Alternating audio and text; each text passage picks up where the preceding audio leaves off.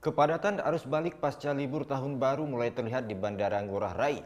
Puncak dari arus balik prediksi terjadi pada tanggal 5 dan 6 Januari 2019. Usai sudah perayaan pergantian tahun 2019, para wisatawan pun harus kembali ke daerahnya masing-masing. Seperti yang terjadi di Bandar Udara Ngurah Rai, sejak Kamis pagi, terminal keberangkatan domestik mulai ramai dipadati calon penumpang. Satu mungkin untuk sebenarnya menghindari keramaian gitu kan, cuma ya tapi tetap aja ya kalau di sini kayak tetap ramai juga gitu. Jadi mau pulang tanggal berapa juga kayaknya ya tetap aja ramai, tapi mungkin lebih baik sih setelah tahun baru lah pulangnya.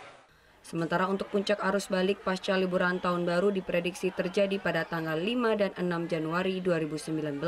Kami mengantisipasi bahwa terjadi lonjakan yang cukup signifikan, yang kami rata-rata adalah penumpang 66.000 per hari, mungkin akan ditargetkan untuk arus balik itu mencapai angka 70.000 sampai 74.000. Karena tanggal 5 atau tanggal 6 itu merupakan akhir liburan, minggu terakhir liburan bagi para pelancong yang dari Bali menuju ke tempat semula atau tempat asalnya.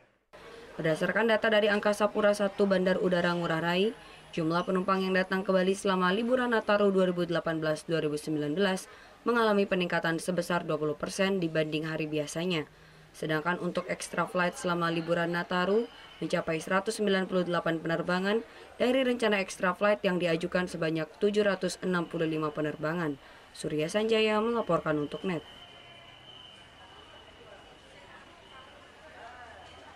Oh ya beneran. Iya, oke. Nah, udah kan nonton beritanya? Jangan lupa di subscribe, di like dan juga di komen ya akun YouTube dari Net Bali. Terima kasih udah subscribe. Yang belum, jangan sampai lupa di sebelah sini nih. Button subscribe.